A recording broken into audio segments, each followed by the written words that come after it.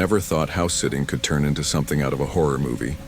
Jake, an old college buddy, was flying to Europe for a month and needed someone to watch his house in Salem, Massachusetts. The place was huge, an old Victorian-style house on the outskirts of town, surrounded by dense woods. It seemed like the perfect setup. No roommates, no noisy neighbors, just peace and quiet while I worked remotely. The first night was uneventful. I made dinner, watched some Netflix, and went to bed early. But as I lay there in the dark, I had this odd feeling, like I wasn't alone. I chalked it up to being in a new place. After all, big houses creak, right? The next night I woke up suddenly. At first I didn't know why. Then I heard it, soft footsteps coming from upstairs. My heart pounded. I grabbed my phone and listened, barely breathing. Silence. Maybe it was just the house settling? By morning I'd convinced myself it was nothing. But that changed when I got back from the grocery store that evening. The kitchen light was on. The TV was playing some late-night talk show. I was sure I had turned everything off before leaving. I checked the doors, still locked. The windows, all shut. A chill ran through me. Was someone here? With me? By the fourth night, I was on edge. The weird feeling hadn't gone away. Every night, I woke up around the same time, 3:12 a.m. At first, I thought it was just my sleep cycle adjusting, but then I noticed something more unsettling. Each time I woke up, the air in the house felt different. Not colder, not warmer, just off. Like the atmosphere itself had shifted. That night, I stayed up late, determined to catch whatever was messing with my head. Around 2 a.m., I turned off the lights and sat in the living room, phone in hand, waiting. Nothing. At 3:12 a.m., my eyelids were getting heavy, and I almost gave up. But just as I stood to go upstairs, I heard it, a single creak on the staircase. I froze, every hair on my body standing up. The sound was unmistakable. Someone had just put their weight on a wooden step. My mind raced. Maybe I was imagining things. Maybe the house was old and shifting like I'd told myself before. But something deep inside me knew that wasn't true. I moved slowly toward the stairs, holding my breath. I could barely see anything in the dim moonlight coming through the windows. Then just as I reached the bottom step, I saw it. A shadow moving at the top of the staircase. Not a normal shadow. It moved. It shifted. It stepped back, like it didn't want to be seen. My blood turned ice cold. I bolted for the light switch and flicked it on. Nothing was there. But something had been. I grabbed the baseball bat Jake kept by the door and ran up the stairs, flipping on every light. Room by room, I checked the entire second floor. The guest bedroom, empty. The office, empty. The attic door, still locked. Everything looked normal, but I wasn't convinced. Because as I stood there gripping the bat, my heart still hammering, I noticed the air was different again.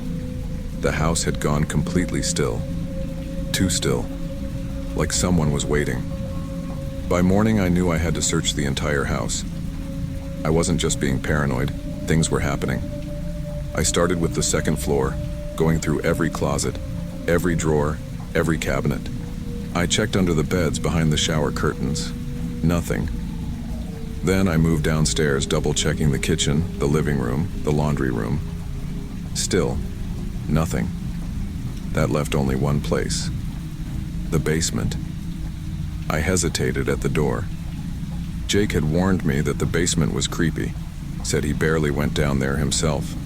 The house was old, and the basement was unfinished. Concrete floors, wooden support beams, a bunch of old storage boxes. I grabbed a flashlight and took a deep breath. Then I opened the door. The smell hit me first, damp, moldy. But there was something else too, something rotten. I stepped down cautiously, the wooden stairs groaning under my weight. My flashlight beam bounced across the stone walls, revealing shelves lined with tools, old holiday decorations, and stacks of Jake's childhood junk. Then in the farthest corner, I saw it. A pile of crumpled blankets. No, not just blankets. A sleeping area. My stomach turned. There were empty food wrappers, water bottles, even a tattered backpack. Someone had been living here. I took a shaky step forward. My breath caught in my throat. That's when I heard the faintest sound, a wheezing inhale. I swung the flashlight toward the sound, and there he was. A man, naked, gaunt. His skin stretched over his bones like old leather. His eyes were wide, too wide, staring at me with a mixture of fear and something else, something unnatural. Then he smiled. Not a normal smile. A grin too big for his face. My body reacted before my brain did. I slammed the basement door shut and locked it. Then I ran. Straight outside, phone in hand, dialing 911 as fast as my fingers could move. I barely managed to get out the words. "There's someone in the house." The dispatcher asked if the man was armed. I didn't know. I barely knew what I had just seen. I could still hear it, though. The wheezing breath. Coming from behind the locked basement door. The police took 7 minutes to arrive. Longest 7 minutes of my life. I stood in the driveway, my hands shaking as I explained everything to the dispatcher. My breath was coming too fast, my skin was clammy. The whole time I kept glancing at the house, half expecting to see that thing staring at me through a window. When the first squad car pulled up, 2 officers stepped out. One older, built like a bulldog, the other younger, trying to look calm but clearly on edge. "You said there's someone inside?" the older cop asked. I nodded, swallowing the bile rising in my throat. "The basement, he was down there." "Stay here," he ordered, nodding to his partner.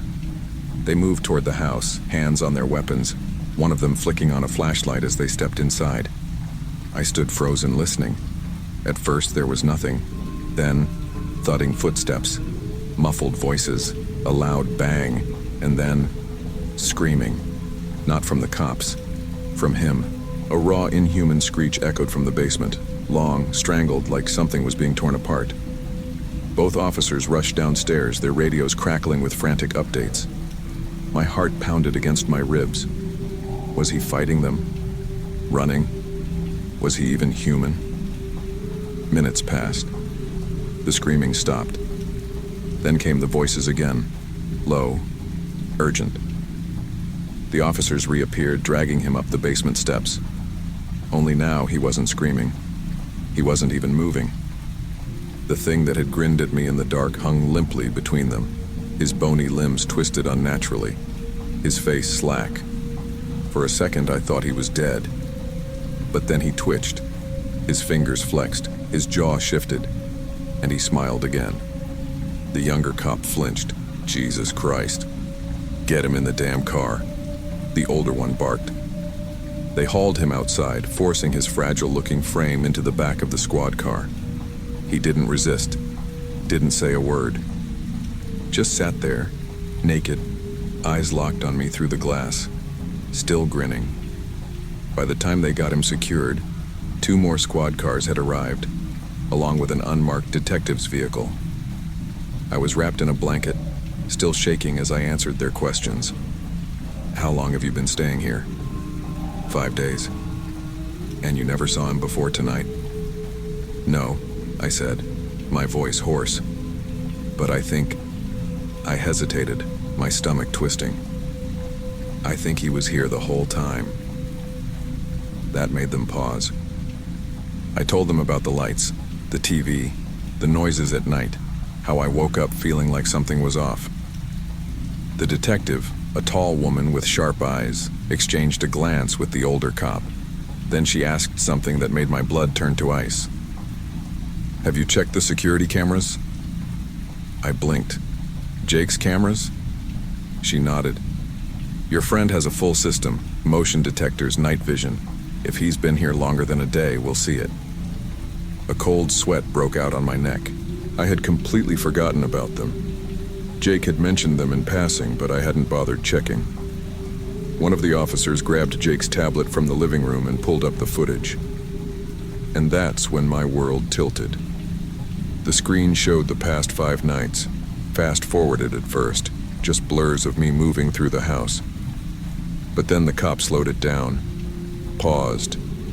I felt my stomach drop. There he was. Night after night, the camera caught him stepping out of the basement, moving through the house while I was asleep. Standing in my bedroom doorway, watching, not just once, every night, sometimes for minutes at a time. I covered my mouth, my vision swimming. The younger officer cursed under his breath. The older one let out a long exhale. He was waiting, the detective muttered. But for what?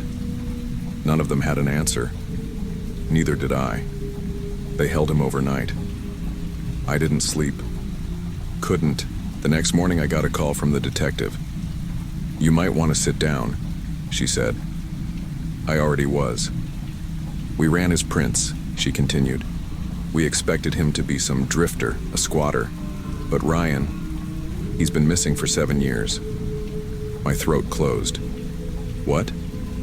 "His name is Matthew Reed. He was institutionalized in 2015, escaped 2 years later. After that, nothing. Until now." The room spun. I gripped the table. "But there's more." Her voice dropped lower. "The hospital records say he was diagnosed with severe dissociative psychosis. He has a pattern." "A pattern," I whispered. She hesitated. Then, "He finds houses, hides inside, watches the people living there, and when he feels comfortable, he stops watching." The words took a second to sink in. Then it hit me. She meant he acts. I nearly dropped the phone. "Ryan," the detective said softly, "you got out just in time." I hung up without another word, and I never set foot in that house again. Jake got back 2 days later. He refused to stay in the house. The cops had cleared it, but he didn't care. Before he left, he checked the rest of the security footage. He called me that night, his voice shaky. "Ryan." I swallowed hard. "What?" He took a breath. "The last night, the one before you found him." My hands clenched into fists. "There's footage of your bedroom." My stomach twisted. "You were asleep." He was standing in the doorway. I felt sick. "I know. The cops told me." Jake was silent. Then he whispered, "No, Ryan. This time was different." I frowned. "What do you mean?" I heard him swallow. "That last night, he didn't just stand there." Silence. Then, he got closer.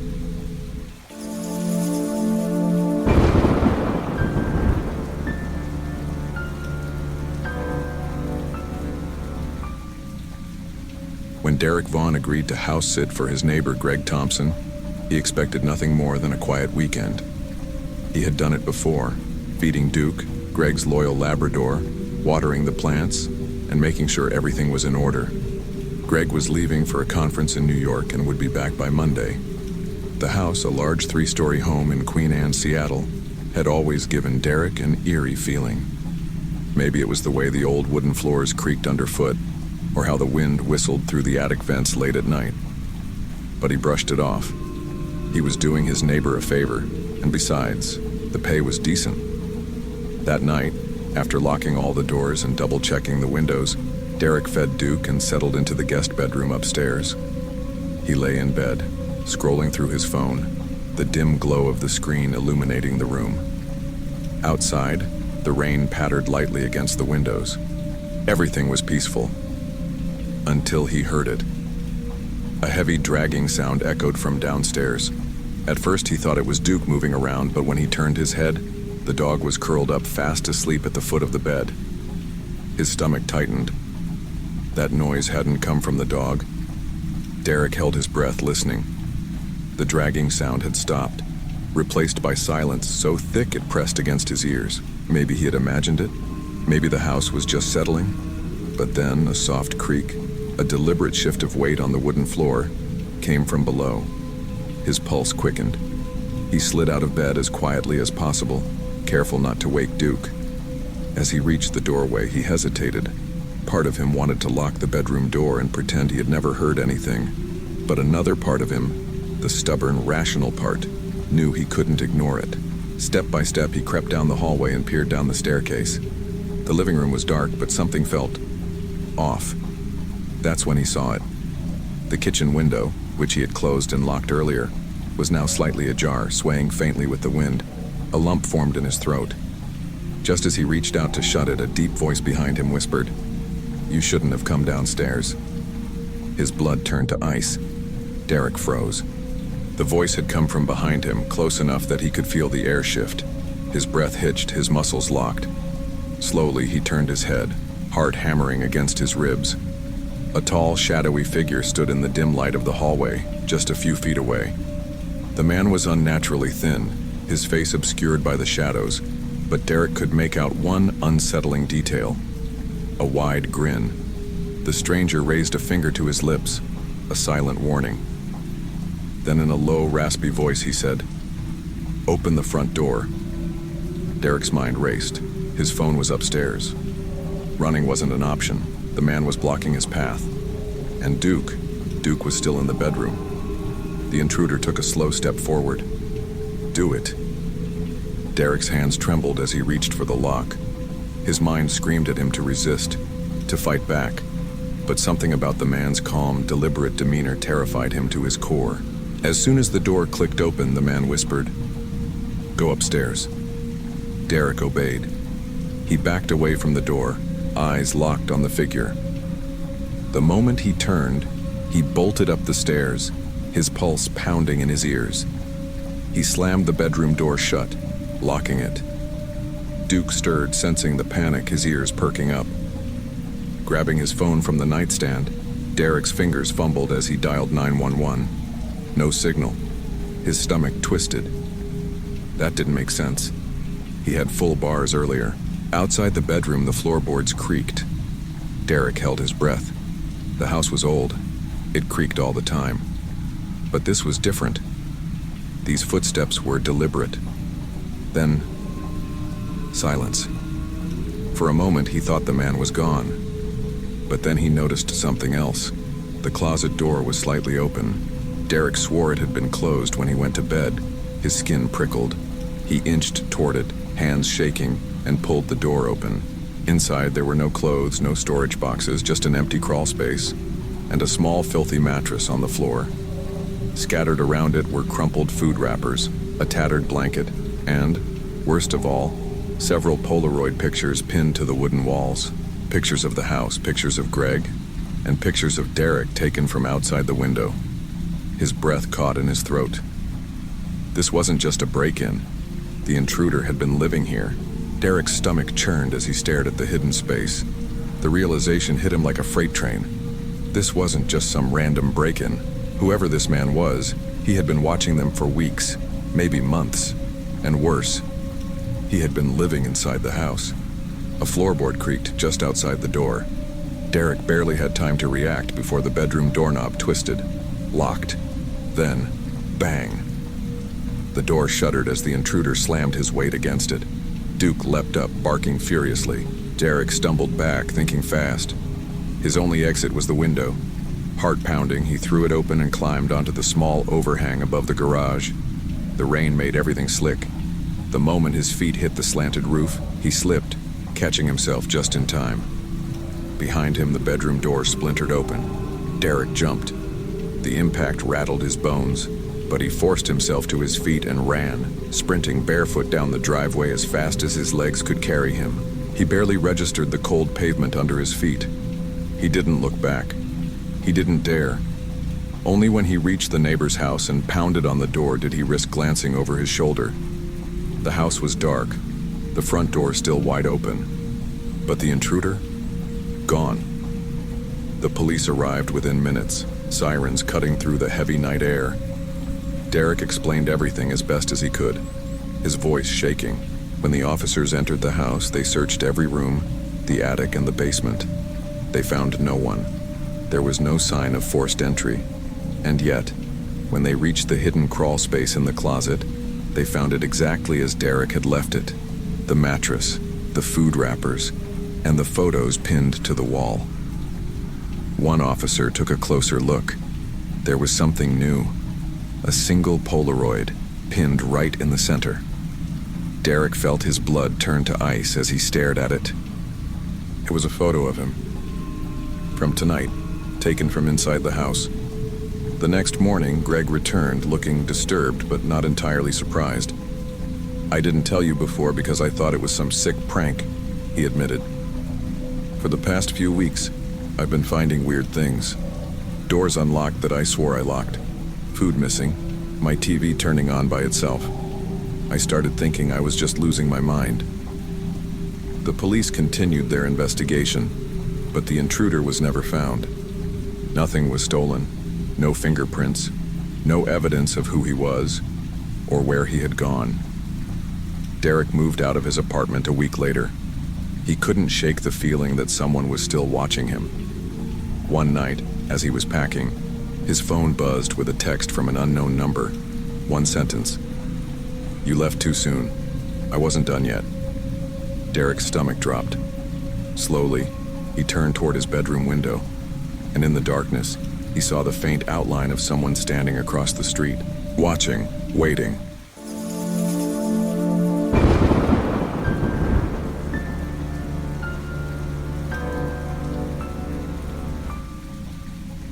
I needed a break. Being a freelance photographer had drained my energy, and the city felt suffocating. That's why when my Aunt Margaret asked if I could house sit for her in Salem, Massachusetts, while she traveled to Europe, I didn't hesitate. A quiet Victorian house in a historic town sounded like the perfect escape. The first few days were uneventful. The neighborhood was eerily quiet, the kind of silence that makes you second-guess every little noise. On the third day, my neighbor, Mrs. Donovan, knocked on the door holding a homemade apple pie. She was friendly, but something about her smile felt wrong.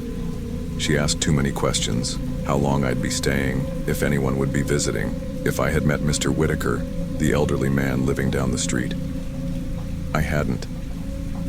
But when I looked outside that evening, I noticed him standing on his porch, staring straight at my house. On the fifth night, I woke up to a loud knock at the door. 3 distinct, heavy knocks. I sat up, heart pounding, and glanced at the clock. 2:47 a.m. Peeking through the peephole, I saw nothing but darkness. The porch light illuminated the empty street, but the uneasy feeling in my stomach told me something was off. A few minutes later, the knocks came again, louder, more impatient. I took a deep breath, grabbed a flashlight, and cracked the door open. No one. The next morning, I stepped outside and froze. There were muddy footprints on the porch leading up to the door, but none leading away. I told Mr. Whitaker about it when I saw him outside that afternoon. He just smirked and muttered, "Sometimes old houses attract unwanted guests." I tried to shake off the feeling of unease, but the neighborhood wasn't making it easy. That evening, I was working on my laptop when I felt a presence outside the window. I turned my head quickly. Nothing. But as I stared longer, I saw movement across the street. Mrs. Donovan was standing in the middle of the road staring at my house. She wasn't moving, just standing there, perfectly still. I blinked, and in that split second she was gone. A chill ran down my spine. I told myself I was imagining things, but then I noticed something on the floor near the front door. A small folded piece of paper slipped under the door frame. I picked it up. The handwriting was shaky, almost desperate. "You shouldn't be here." The next morning, I decided to explore the house a bit more, especially the basement. Margaret had always kept it locked when I visited as a kid, but now I had the keys. The stairs creaked as I descended, the air thick with dust and something else. Damp earth. Boxes were stacked against the walls, filled with old newspapers and faded photographs. I rifled through them, and my stomach dropped. The newspaper clippings were all about missing people, specifically people who had house sat for Margaret before me. Every single one of them had vanished without a trace. Before I could process what I had just found, the basement door slammed shut upstairs. I froze. Footsteps creaked above me. Someone was in the house. I barely slept that night. Every creak, Every whisper of wind against the house sent a shiver down my spine. But nothing compared to what happened at exactly 3 a.m. A loud crash erupted from the front of the house. I jolted upright, heart racing as I heard the unmistakable sound of the front door swinging open. I grabbed my phone and bolted down the stairs, flicking on the lights, only to find the door wide open. The street outside was empty. The porch light flickered, and for a moment I thought I saw movement near the bushes. But the real horror came when I checked the security camera on my phone. At 2:59 a.m., the screen showed Mrs. Donovan and Mr. Whitaker standing in my front yard. They weren't moving, just watching the house. At 3 a.m. sharp, the footage glitched, static filling the screen. When the image returned, the front door was already open, and the two of them were gone. I called the police, but by the time they arrived, the door was shut and locked as if nothing had happened. "Are you sure you didn't forget to close it?" one of the officers asked. I showed them the footage, the moment where the camera glitched. They exchanged glances but didn't say much. As they left, one of them muttered under his breath, "You're not the first one to call us about this house." By morning, I had made up my mind. I was leaving. I packed my bags in a rush, every nerve in my body screaming at me to hurry. But when I went to grab my laptop, I felt my stomach drop. It had been wiped. Every file, every document, gone. I checked the security footage again. All the files from the past week had been erased. That's when I noticed the footprints, muddy prints inside the house leading from the front door to the living room. My heart pounded. Someone had been inside. My phone rang, making me jump. It was Margaret. I told her everything. Mrs. Donovan, Mr. Whitaker, the noises, the erased footage. But instead of being surprised, she sighed. "I told you it wasn't a good place to stay." "Wait, what? Margaret, what's going on?" There was a pause. Then her voice dropped to a whisper. "They have keys to the house, Michael." I didn't even wait to hear the rest. I grabbed my bags and ran to my car. As I pulled out of the driveway, I glanced in the rearview mirror. They were all standing there. Mrs. Donovan, Mr. Whitaker, a few other neighbors I hadn't even noticed before, just standing in the street watching me leave. Not moving, not blinking, just watching. I drove through the night, only stopping once I was miles away from Salem. I checked into a motel, locked the doors, and tried to breathe. A week later, an envelope arrived at my apartment. No return address. Inside was a photograph of the house, taken from across the street. In the doorway stood a dark figure, completely still. I flipped the photo over. There was a note, written in that same shaky handwriting. "The house always needs someone."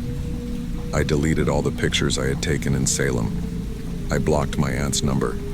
I tried to forget, but some nights when everything is quiet, I swear, I can still feel someone watching me. If you made it this far, you're braver than I was. But before you leave, make sure to like this video and subscribe. You never know when you might need a warning before house sitting for someone. Stay safe out there.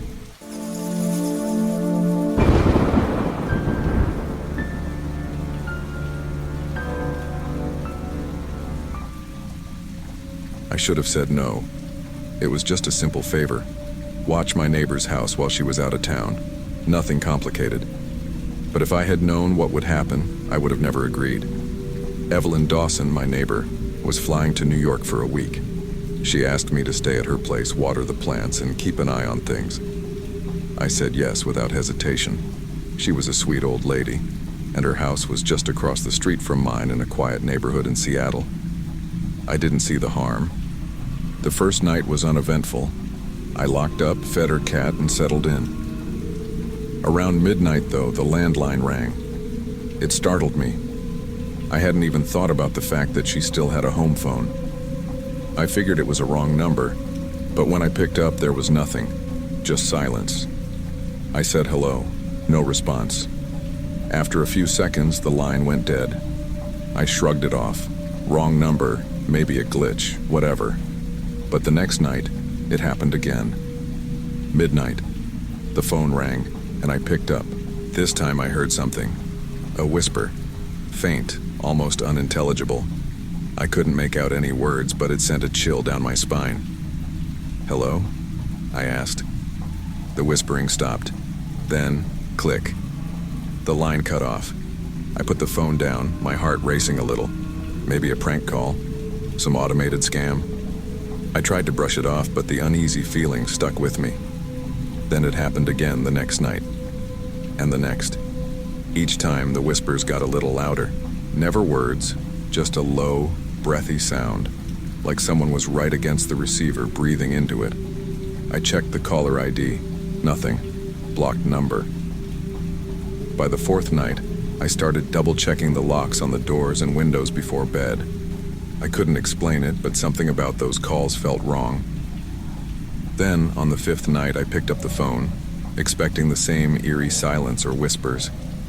But this time, a voice spoke, and it said, "You are not alone." A wave of dread crashed over me. I dropped the phone and turned, scanning the room like I'd find someone standing behind me. The house was empty, at least I thought it was. I searched every room, checked every closet, under every bed. Nothing. But I couldn't shake the feeling that someone, was watching me. I barely slept that night. Every creak, every rustle outside sent my heart racing. I kept telling myself there had to be a logical explanation. A prank, maybe. Some tech glitch. Something. But deep down, I didn't believe that. The next night, I decided not to answer. Midnight came, and right on cue, the phone rang. I let it go to voicemail. And that was a mistake. The ringing stopped. A few minutes later, the machine beeped. A message. I hesitated before pressing play. My fingers felt ice cold as I listened. It was my own voice, and it said, "You are not alone." I felt sick. My legs nearly gave out. How? I hadn't said those words out loud, had I? Was I losing my mind? I deleted the message. Then, with my hands shaking, I unplugged the phone from the wall. I wasn't taking any more chances. But at midnight, the phone rang again, even though it was unplugged. The sound echoed through the house, loud and shrill. My breath caught in my throat. My eyes darted to the empty socket where the phone cord had been. I stood frozen, heart hammering.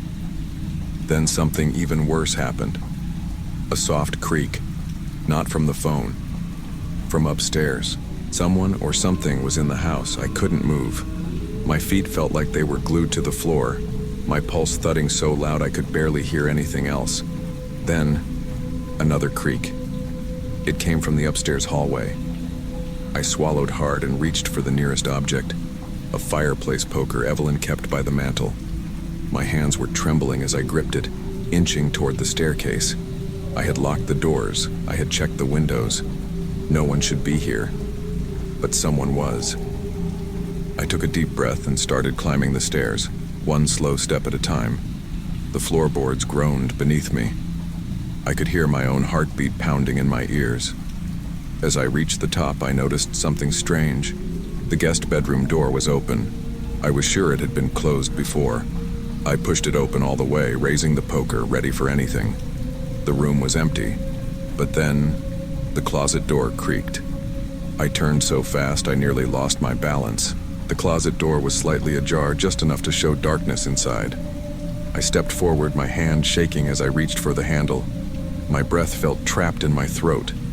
And then, bang! The closet door slammed shut on its own. I bolted. I didn't care what was in there, I was done. I ran down the stairs, grabbed my keys, and got the hell out of that house. I spent the rest of the night in my car, parked a block away, watching the house from a distance. And that's when I saw it. From the second floor window, the guest bedroom light flickered on, and behind the curtain, a shadow moved.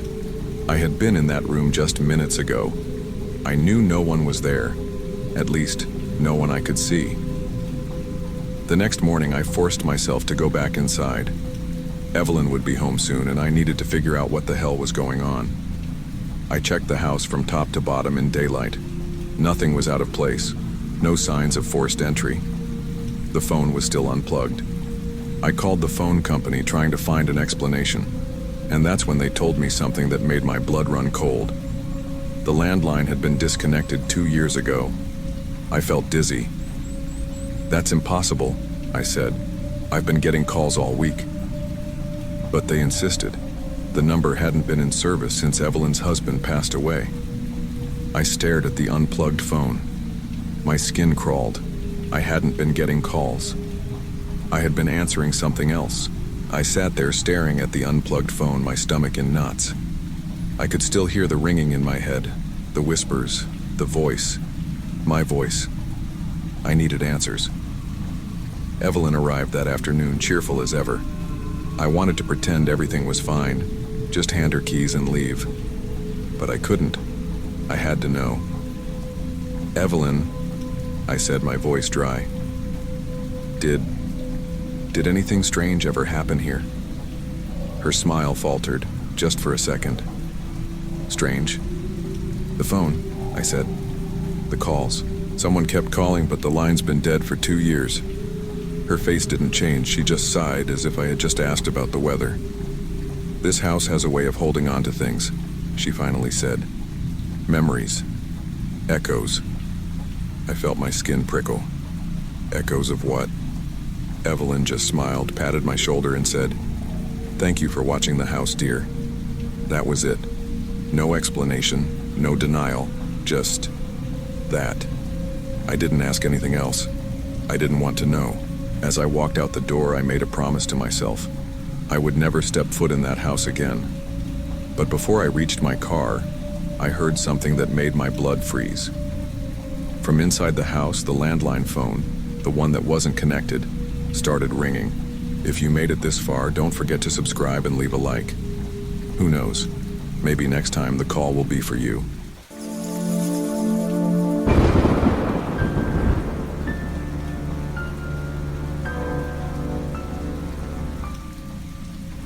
I've been house sitting for years, but nothing, and I mean nothing, prepared me for what happened at the lake house.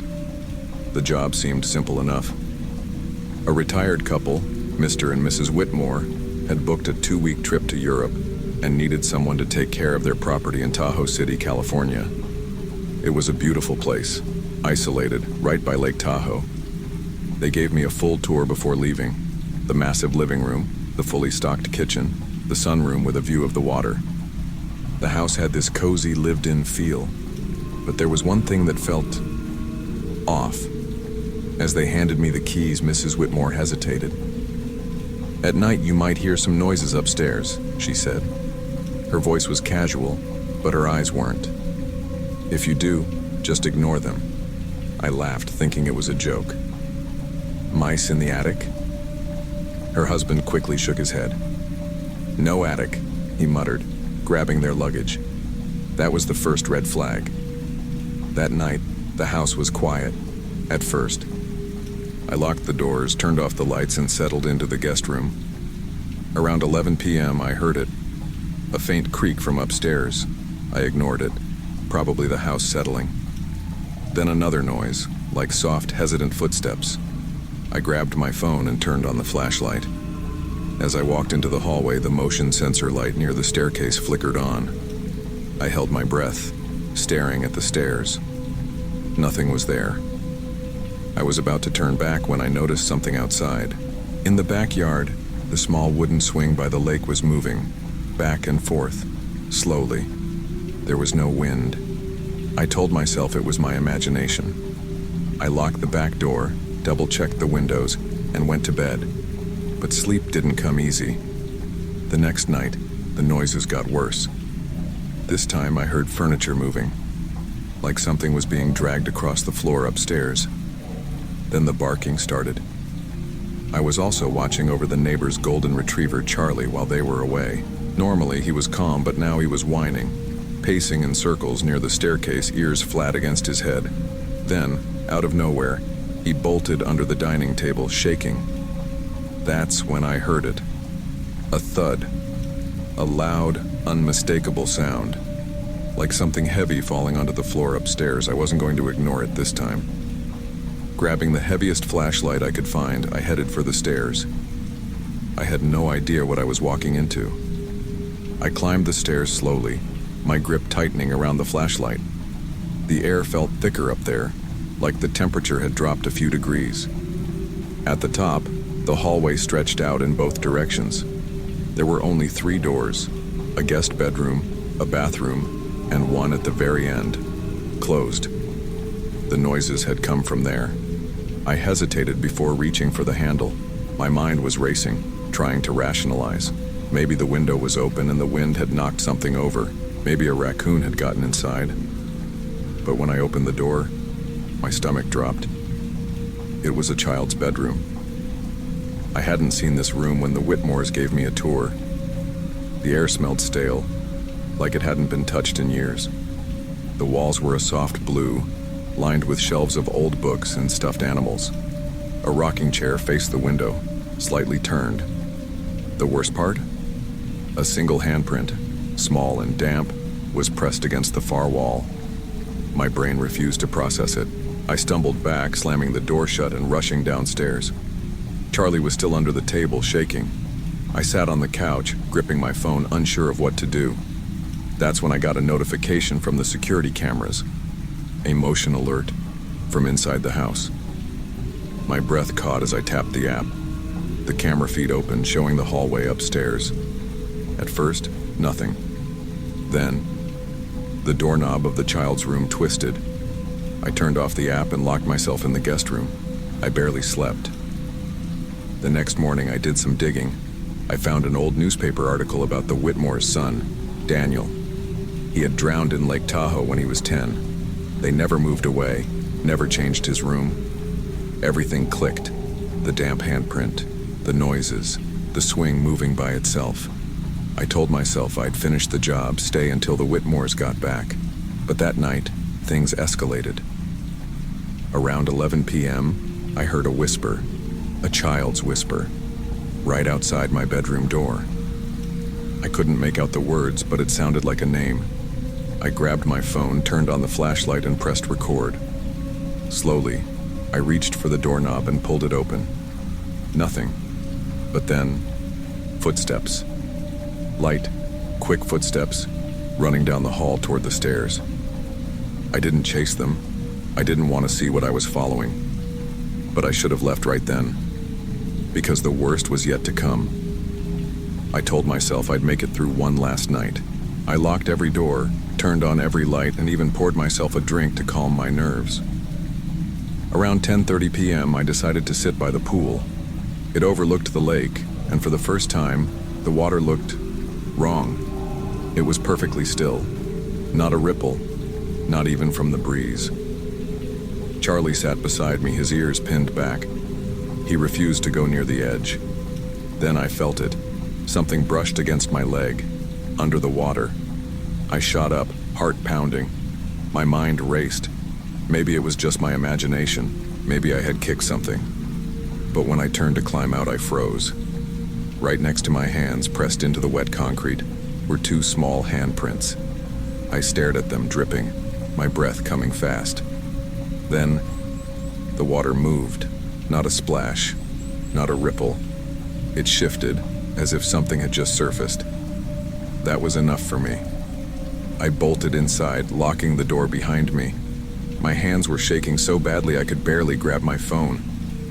At exactly 11 p.m., the house came alive. The noises upstairs weren't subtle anymore. It sounded like furniture being dragged, something running back and forth. A thud, then another. Then the lights flickered. Charlie let out a low, terrified whimper. He curled into the smallest ball possible and refused to move. And that's when I heard it. A child's voice. This time it was clear. Danny. The way it stretched, the name sent chills down my spine. I didn't move. I didn't breathe. Then the worst part. Something knocked. 3 slow, heavy knocks, right on the bedroom door. I pressed myself against the headboard, gripping my phone so tightly my knuckles turned white. I couldn't even bring myself to look. Then the doorknob rattled. I don't know how long I stayed like that, paralyzed, staring at the door. But eventually the noises stopped. The air felt normal again. The house was quiet. I didn't sleep. The second the sun rose, I grabbed my things and got the hell out of there. I never told the Whitmores what happened, but before I left, I made the mistake of glancing up at the house one last time. Through the upstairs window, his window, a figure stood there, small, still, watching me leave.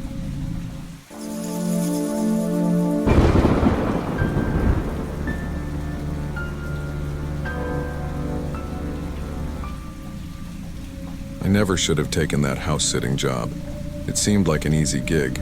Watch the house, feed the cat, water the plants. Simple enough.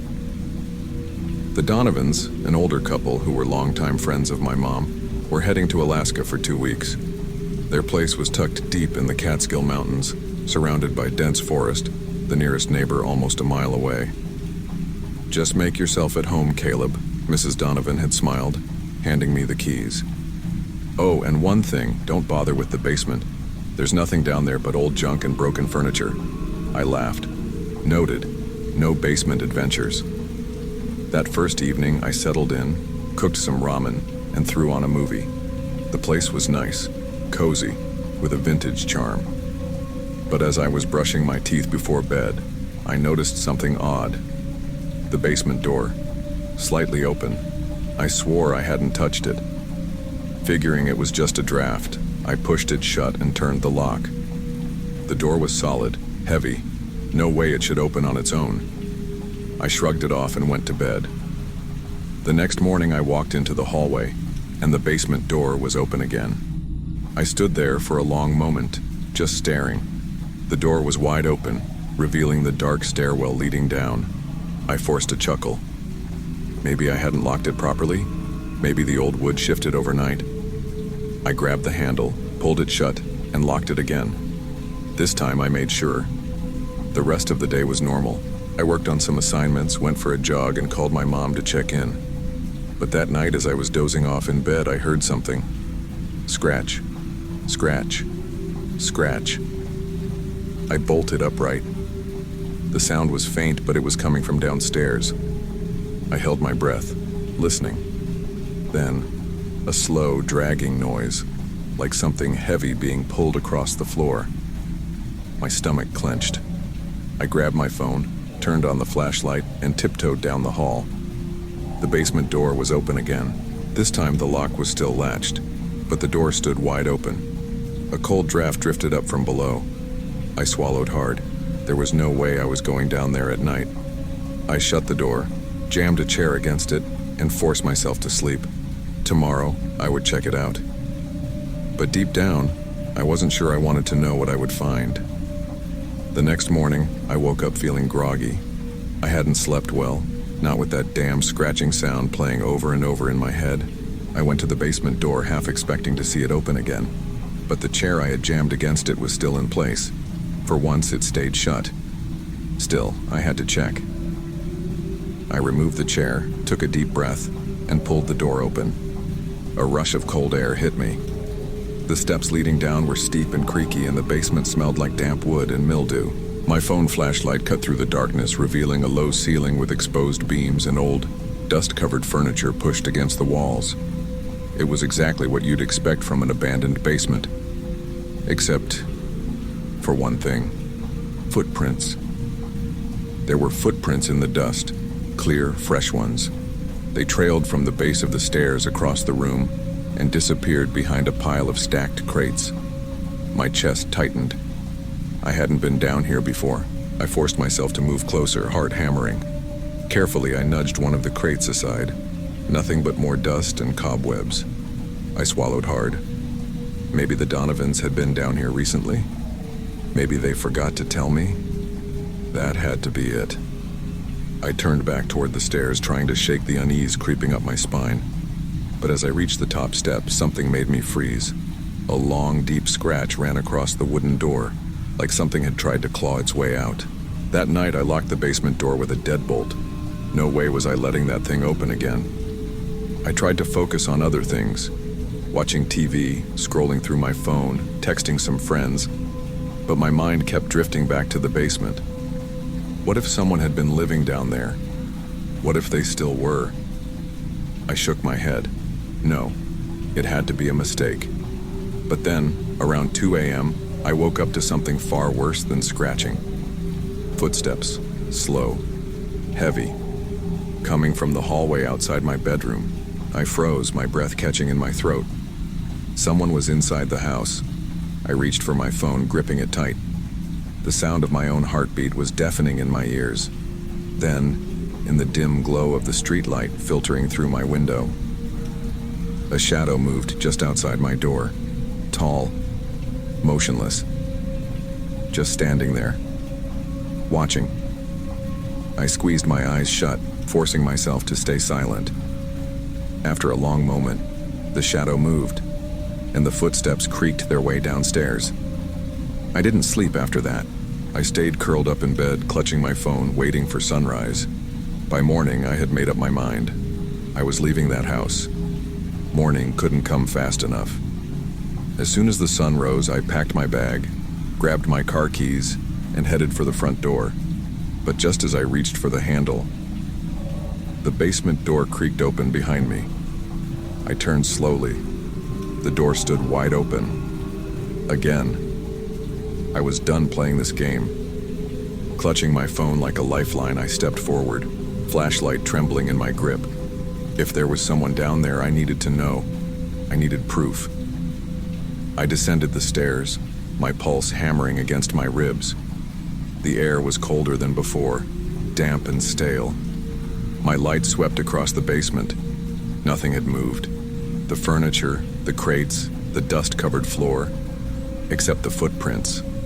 They were different now. They led to the farthest wall, a wall that looked newer than the rest. My breath hitched. The Donovans had told me not to go down here. Why? What were they hiding?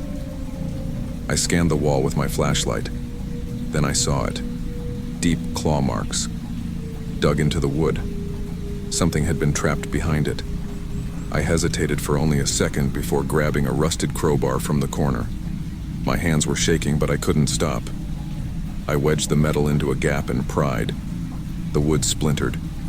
A foul, rotting stench seeped out, and then as I pulled back a section of the wall, a pair of sunken eyes stared back at me. I stumbled backward, my stomach twisting in pure horror. There was a body, or what used to be one, shriveled, skin stretched tight over bone, eyes hollow, staring into nothing. The remains of a man, curled up as if he had died trying to claw his way out. My brain struggled to process what I was seeing. Who was he? How long had he been there? Then, a breath. I swear to God, it moved. The body twitched. A raspy, inhuman wheeze escaped from its throat. I ran. I didn't look back. I flew up the stairs, slammed the basement door shut, and bolted out of the house. I drove straight to the nearest police station, shaking so hard I could barely speak. When I finally managed to explain, they followed me back to the house. They searched the basement. They broke down the wall. And they found nothing. No body, no footprints, no sign that anyone had ever been there. But before they left, one officer, an older guy, pulled me aside. "You said you were house-sitting for the Donovans?" he asked, his voice cautious. I nodded. His face darkened. "The Donovans died 3 years ago." I felt the blood drain from my face. Then who the hell had hired me? The house was empty, abandoned. And as I turned back one last time, the basement door stood wide open.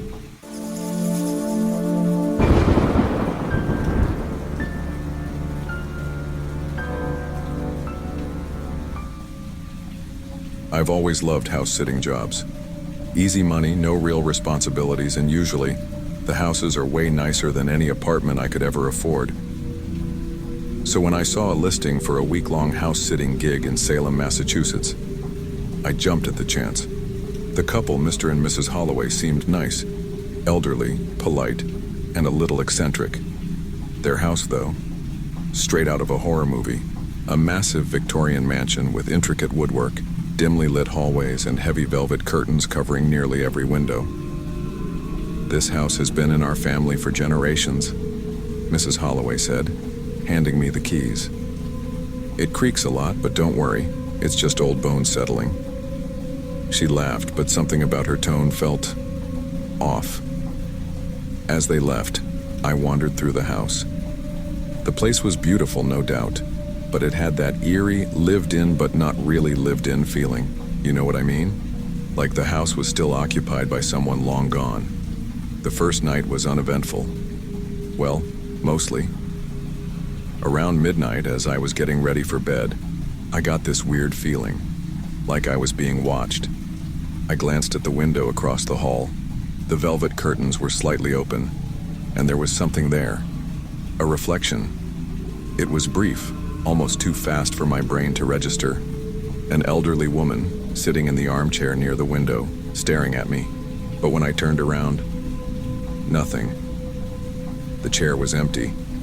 I laughed at myself, shaking my head. "You're already seeing things, Jess." It was just my imagination. Had to be. At least, that's what I told myself. The next night, I felt it again. That deep, unsettling awareness that I wasn't alone. I walked past the same hallway, past the same window, and I saw her again. Only this time, she wasn't just sitting. She was looking directly at me. A frail woman with sunken eyes and gray, wispy hair, her bony fingers resting on the chair's armrests. I turned, heart pounding. Empty. Everything inside me screamed to pack my bags and leave. But this was just paranoia, right? Sleep deprivation playing tricks on me? I forced myself to shake it off, but that night as I lay in bed, I swore I heard something whisper from down the hall. "You came back." By the third night, I was officially freaked out. I tried to convince myself it was just my imagination, but the pattern was impossible to ignore. Every night at exactly midnight, she was there. Always in the same window, always staring at me. I started avoiding that part of the house after dark. But even then I couldn't shake the feeling that something was watching me from the shadows, like a presence lurking just outside my vision. Midnight, the cat, seemed to feel it too. He refused to go near that hallway anymore. Whenever I got close, he'd hiss and scurry away, his tail puffed up like a bottle brush. That was when I made my first mistake. I decided to test it. That night I sat across from the window, phone in hand, ready to snap a picture. Midnight struck. I held my breath, staring into the reflection. And there she was. This time closer. Her face was sharper, her features more defined, deep wrinkles creasing her pale skin, hollow eyes staring into mine. And then, slowly, deliberately, she smiled. My hands trembled, but I managed to take the picture. Heart pounding, I looked down at my phone. Nothing. Just the empty chair. I bolted to my room, locking the door behind me. Sleep was out of the question. I spent the rest of the night wide awake, listening. That was my second mistake. Because if I had been asleep, I wouldn't have heard it. The sound of footsteps. Slow. Soft. Moving from the hallway. Stopping right outside my door. And then, the faintest whisper. "I see you." The next morning I was done pretending this was normal. I searched the house, trying to find anything that could explain what I was seeing. That's when I stumbled upon an old photo album tucked away in the study. I flipped through the pages, my fingers shaking. And then I saw her.